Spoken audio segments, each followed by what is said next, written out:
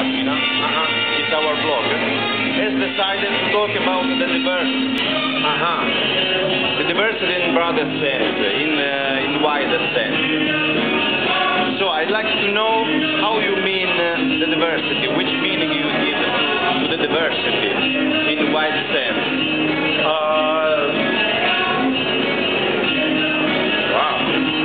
It's not a simple question, I know.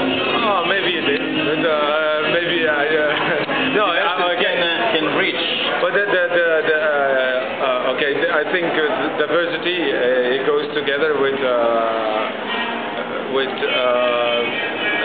unprogramming. So with improvising, for example, with different parts of the world, different cultures. Diversity is a source of laughter. I think it's very important. For many people, diversity, they get scared when things are different. But for me, it can be a lot of fun when you talk with people from other cultures, with other backgrounds, maybe just studying another science or doing something different from you. If you talk about it, if you exchange, it can be very interesting and it can be a big source of laughter. We have a lot of fun about, for example, talking about, like this afternoon, we were somewhere in the area of Bologna. We got invited by some people from a farm. They had the cheese and I mean, they suffered from the earthquake. It was amazing. Yes, I know. It was great. And we were just talking about the different sizes of the cows in the Italian area and in the Netherlands in the north where I come from Friesland.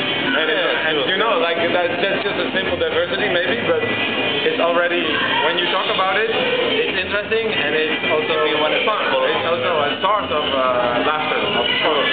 Yeah.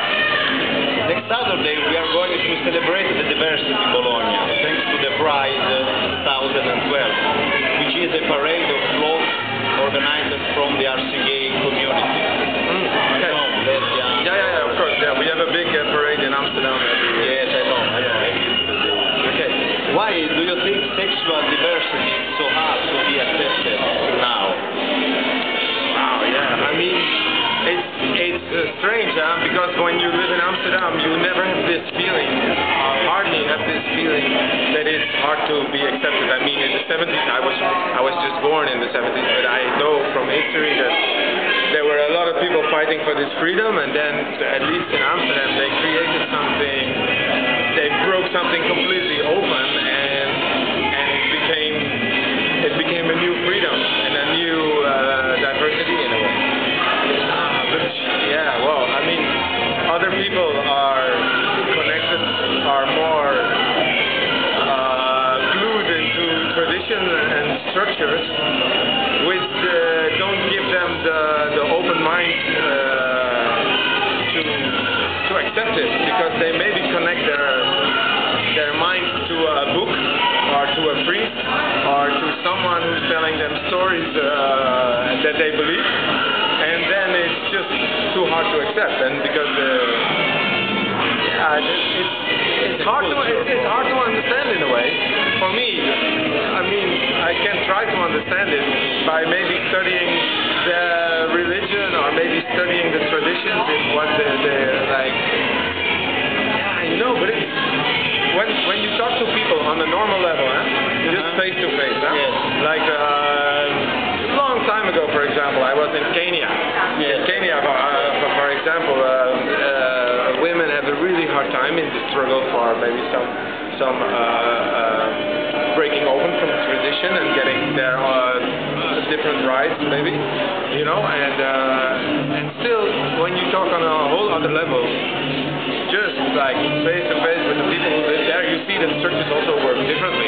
And actually, then the women are very strong, and actually they are regulating a lot of the daily life. And then when you talk about sexual difference, you know, when you just explain how it is in Amsterdam to some people in the middle of nowhere in Kenya, but then they laugh about it, they think it's funny, and they look at you like, what? That sounds strange. But they don't go like, whoa, it's forbidden, it's not good. No, I mean, as soon soon as people come together and there is someone standing up and telling everybody, and then people get into some mindset like, oh yeah, maybe it's wrong, and oh, we should throw these people off the towers or whatever because they do something evil or whatever. I think when you talk to human beings one-to-one, face-to-face, and you are having a normal conversation, and you are explaining, you know, like in Amsterdam, we have this whole parade, gay pride, it's called blah, blah, then they are interested. And they're like, wow, really? It's like this in Amsterdam?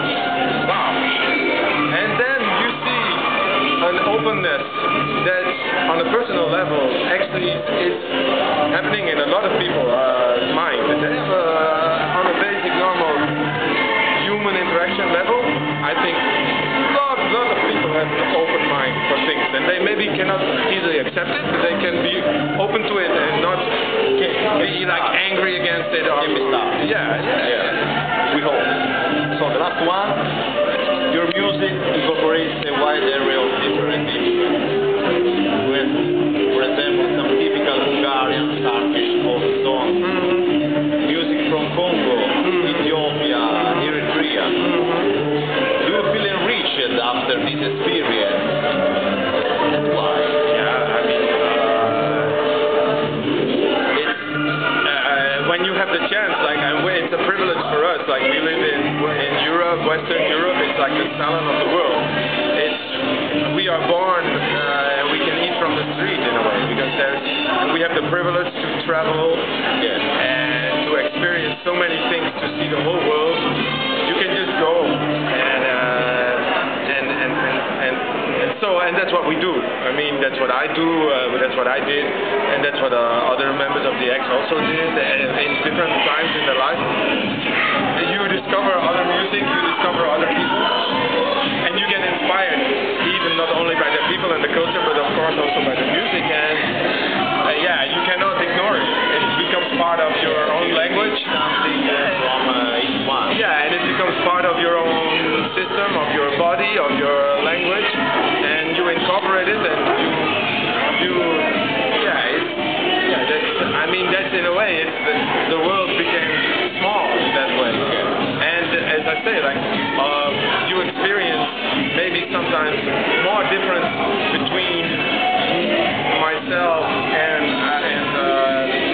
some people who live like VIPs in the center of Amsterdam, in a very rich culture. I mean, I feel sometimes maybe more connected with people who live in Addis Ababa, like musicians there.